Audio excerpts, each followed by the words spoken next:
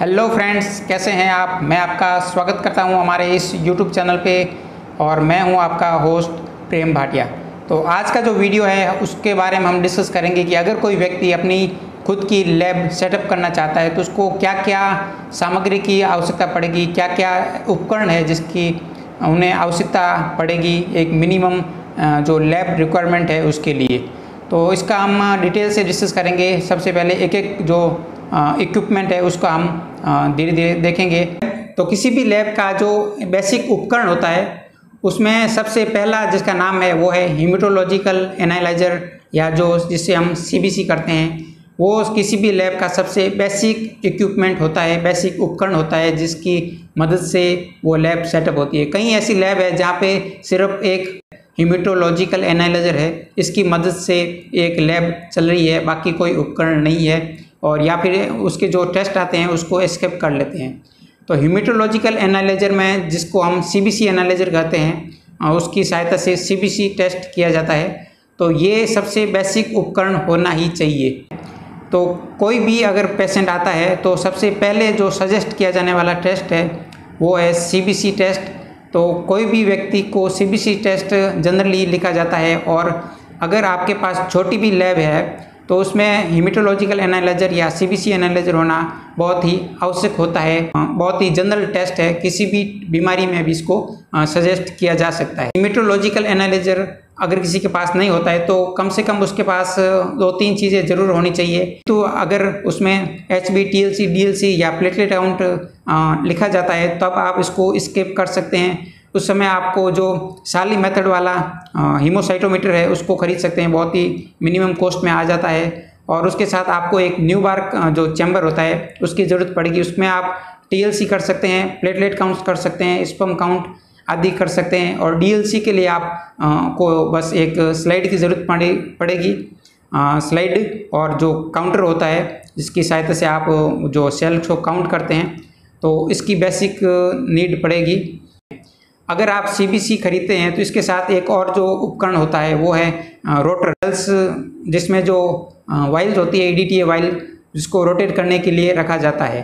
तो अगर आपके पास ज़्यादा पेशेंट नहीं है, अगर आपके लैब की कैपेसिटी कम है तो आप इसको एस्केप भी कर सकते हैं। अगर सैंपल कम है तो आप इसको अच्छी तरीके से 5-10 बार इसको अच्छी तरीके से मिक्स करके फिर आप इसको सीबीसी लगा सकते हैं। तो आप इसको जो रोटर होता है इसको आप एस्केप कर सकते हैं। नई लैब सेटअप में जो दूसरा उपकरण है वो है बायोकेमिस्ट्री का सेक्शन, जिसमें आपको बायोकेमिस्ट्री एनालाइजर की ज़रूरत पड़ती है। और अगर आप इसको एस्केप करना चाहें तो क्लोरीमीटर की सहायता से आप इसका जो नई लैब सेटअप है उसका उपयोग कर सकते हैं। तो क्लोरीमीटर की कॉस्ट और जो सेमी ऑटो एनालाइजर की कॉस्ट है उसमें बहुत ही ज़्यादा फ़र्क होता है। तो अगर आपकी जो बेसिक लेबोरेटरी स्टार्ट करना चाहते हैं और आपको नहीं पता है कि आपके पास कितने कस्टमर आएंगे, तो मेरा मानना है कि आप क्लोरीमीटर से शुरू कीजिए। अगर आपके पेशेंट बढ़ते हैं तब आप इसको बाई कर सकते हैं सेमी ऑटोमेटिक एनालाइजर को। अगर आप सेमी ऑटोमेटिक एनालाइजर को अफोर्ड कर सकते हैं तो आप इसको परचेज कर सकते हैं। अगर नहीं कर सकते हैं तो आप जो क्लोरीमीटर है उसको यूज़ में ले सकते हैं। बहुत ही बेसिक उपकरण है और रिजल्ट भी सही होता है, और इसकी जो कॉस्ट होती है बहुत ही कम होती है, जो कि आपके अगर कुछ पेशेंट अच्छे आ जाते हैं लैब में तो आपकी कॉस्ट विदिन 1 मंथ में आपके जो कवर हो सकती है। और जैसे जैसे आपके पेशेंट बढ़ेंगे तब आप इसको जो सेमी ऑटोमेटिक एनालाइजर है उसको बाई कर सकते हैं। सेमी ऑटोमेटिक एनालाइजर के साथ साथ आपको एक और उपकरण की ज़रूरत पड़ेगी जो बायोकेमिस्ट्री सेगमेंट में है, वो है सेंट्रीफ्यूज। जो आप सैंपल कलेक्ट करेंगे तो सीरम सेपरेट करने के लिए आपको सेंट्रीफ्यूज करने की आवश्यकता पड़ेगी। तो सेंट्रीफ्यूज आप ले सकते हैं। तो मिनिमम जो सेंट्रीफ्यूज है वो 4 ट्यूब का आता है, तो आप उसको खरीद सकते हैं। 4 ट्यूब, 8 ट्यूब या 16 ट्यूब वाला भी सेंट्रीफ्यूज खरीद सकते हैं। इसके साथ साथ आपको जो माइक्रो पिपेट होती है उसकी ज़रूरत पड़ेगी। तो आप कम से कम 2 पिपेट की ज़रूरत पड़ेगी, एक तो 10 से लेके 100 माइक्रोलीटर की, और दूसरी जो 100 से लेके 1 ml। और इसके साथ साथ एक और उपकरण की ज़रूरत पड़ेगी बायोकेमिस्ट्री सेक्शन में, वो है फ्रीज या रेफ्रिजरेटर। जो आप किट यूज़ में लेंगे उसको स्टोर करने के लिए कम से कम 2 से 8 डिग्री का टेम्परेचर मेंटेन होना चाहिए। और कुछ जो किट होते हैं उसको आप रूम टेम्परेचर भी रख सकते हैं, किंतु अगर आप लैब स्टार्ट कर रहे हैं तो इसके लिए आपको एक रेफ्रिजरेटर होना आवश्यक होता है। और उस रेफ्रिजरेटर को आप, अगर आपके पास है, पुराना है, तो उसको यूज़ कर सकते हैं और नया छोटा सा रेफ्रिजरेटर खरीद सकते हैं, सिंगल डोर वाला आपके लिए बेस्ट रहे। तो शुगर टेस्ट के लिए कई पेशेंट आते हैं जिसको जल्दबाजी होती है टेस्ट की रिपोर्ट प्राप्ति के लिए, तो इसके लिए आप एक ग्लूकोमीटर खरीद के रख सकते हैं, क्विक जो किसको शुगर टेस्ट करने के लिए, या फिर कुछ इमरजेंसी पेशेंट आते हैं जिसकी शुगर वेरी लो होती है, तो उस समय आपका ये जो ग्लूकोमीटर है बहुत काम आने वाला है, तो ग्लूकोमीटर खरीद लीजिएगा। नेक्स्ट जो सेगमेंट है वो माइक्रोबायोलॉजी का है, और माइक्रोबायोलॉजी का जो बेसिक उपकरण है वो है माइक्रोस्कोप। आप किसी भी लैब में देखेंगे तो इसका जो शोभा होती है लैब की वो माइक्रोस्कोप होती है, देखने में भी अच्छा लगता है। कई ऐसे जो टेस्ट होते हैं जैसे यूरिन, स्टूल, सीमन, स्पुटम, ये सारे टेस्ट जो माइक्रोस्कोप की क्वालिटी पर निर्भर करते हैं। तो जो बेसिक जो माइक्रोस्कोप होता है उसमें आप कंप्रोमाइज़ मत कीजिए। बाइनोकुलर माइक्रोस्कोप लीजिए जिसमें कम से कम 3 लेंस हो, लो पावर, हाई पावर और ऑयल इमल्शन वाला लेंस। माइक्रोबायोलॉजी सेक्शन में एक और इम्पोर्टेंट जो इक्विपमेंट है, उपकरण है, उसकी आवश्यकता पड़ती है, वो है इंक्यूबेटर। इंक्यूबेटर की सहायता से आप जो मीडिया होते हैं वहाँ कल्चर करने में इसका उपयोग होता है। इंक्यूबेट करने के लिए 37 डिग्री या 37 डिग्री पे 48 आवर्स या 24 आवर के लिए उपकरण की ज़रूरत पड़ती है। बायोकेमिस्ट्री सेगमेंट में भी अगर किसी रिएक्शन को कंप्लीट कराने के लिए आपको 37 डिग्री टेम्परेचर की आवश्यकता पड़ती है, या फिर 10 मिनट 20 मिनट के लिए किसी भी रीजन को आपको इंक्यूबेट करने की ज़रूरत पड़ती है, तो आप इंक्यूबेटर का उपयोग। नेक्स्ट उपकरण है वो है कंप्यूटर सेट।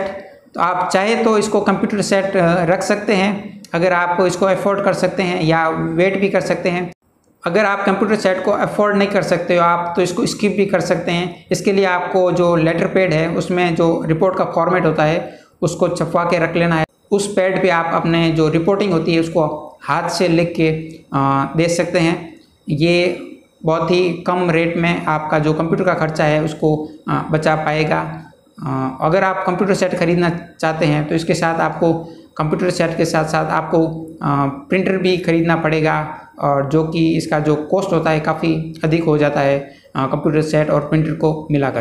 और भी ऐसे कई उपकरण हैं जिसको हमें ज़रूरत पड़ेगी, जैसे ESR के लिए ESR स्टैंड है, और दूसरे ESR ट्यूब है, और कुछ ऐसे अभी जो नए मेथड आ गए हैं जिसमें आपको सिर्फ जो ट्यूब है उसी में ESR को लगाना पड़ता है और वो डिस्पोजेबल होती है। और मेरा मानना है तो आप वो स्टैंड वाला ले आइए, और इसमें जो कांच वाली स्टैंड आती है ESR ट्यूब उसको यूज करिए, क्योंकि वो जो वॉशेबल होती है और उसकी जो कॉस्ट होती है बहुत ही कम होती है, और लगाना भी इजी होता है। जो कि आप अपने जो वीडियो बना हुआ है ESR वाला, उसमें हमने 3 मेथड बताए हैं कि किस प्रकार से आप ESR के लगा सकते हैं 3 मेथड से। तो आपको जो बेस्ट लगे वो आप खरीद सकते हैं। उसके साथ साथ आपको ग्लास ट्यूब चाहिए बायोकेमिस्ट्री में, या फिर दूसरे और टेस्ट है उसमें, और स्लाइड बॉक्स चाहिए स्लाइड के लिए। तो बेसिक उपकरण में एक और उपकरण की आवश्यकता होती है, वो है needle cutter, needle hub cutter, जिसकी सहायता से जब आप सैंपल लेते हैं तो नीडल डिस्ट्रॉय करने में ज़रूरी होता है। तो बायोमेडिकल वेस्ट को मैनेजमेंट में ये काफ़ी हेल्पफुल रहता है, तो आप इसको भी एक बाई करके रख लीजिएगा, और रखना नहीं है मतलब आपको काम में लेना है। इसके साथ साथ कहीं आपको जो वाइल होती है जैसे EDTA वाइल है, प्लेन वाइल है, कम से कम 2 वाइल तो आपके पास होनी चाहिए, EDTA और प्लेन वाइल, जो कि बहुत ही ज़्यादा मात्रा में यूज़ में होती है। और यूरिन कंटेनर, स्पूर्नम कंटेनर, ये सारे चीज़ें आपके पास अगर आपके यहाँ इलेक्ट्रिसिटी की प्रॉब्लम रहती है तो आपको इन्वर्टर की ज़रूरत पड़ सकती है। यदि आपकी इलेक्ट्रिसिटी की कोई प्रॉब्लम नहीं रहती है तब आप इसको स्किप कर सकते हैं। पेशेंट को सही समय पर रिपोर्ट देने के लिए आपके लैब में इलेक्ट्रिसिटी कंटिन्यू होनी चाहिए। इसके लिए आप इन्वर्टर खरीद सकते हैं, बड़ा नहीं तो छोटा इन्वर्टर खरीद सकते हैं जो 2-4 घंटे का बैकअप दे सकता है। नेक्स्ट उपकरण है वो है स्टॉप वॉच। जैसे आप BT-CT करते हैं या फिर जो बायोकेमिस्ट्री में स्टॉप वॉच की भी बहुत आवश्यकता पड़ती है, तो स्टॉप वॉच एक खरीद के रख लीजिएगा। और स्प्रिट लैंप, जिसमें आपको जो मीडिया को गर्म करना पड़ता है या फिर जो स्पुटम वाली स्लाइड है उसको भी स्टैन करने के लिए एक स्प्रिट लैंप की आवश्यकता पड़ती है। और अन्य उपकरण में जैसे आप सैंपल कलेक्शन के लिए आपको सिरिंज की ज़रूरत पड़ेगी, टॉर्निकेट की ज़रूरत पड़ेगी। बायोमेडिकल वेस्ट मैनेजमेंट के लिए आपको एक सिस्टम जरूर जनरेट करना पड़ेगा, जिसमें आपको येलो, ब्लू और ब्लैक बैग की ज़रूरत पड़ेगी।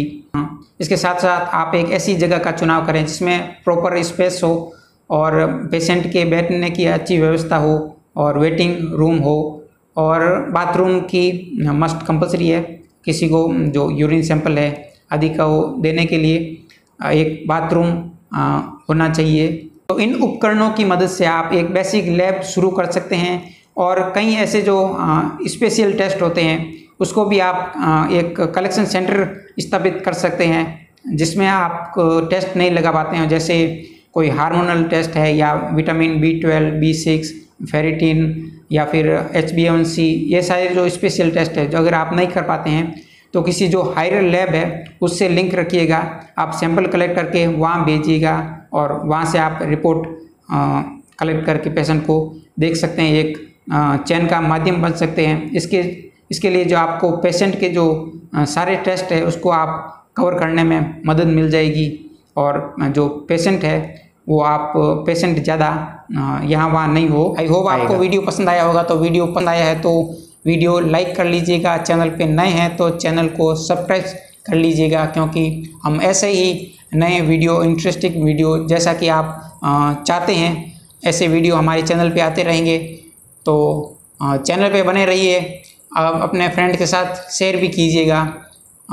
तो मिलते हैं एक और नए वीडियो के साथ अगले वीडियो में। तब तक के लिए बाय बाय।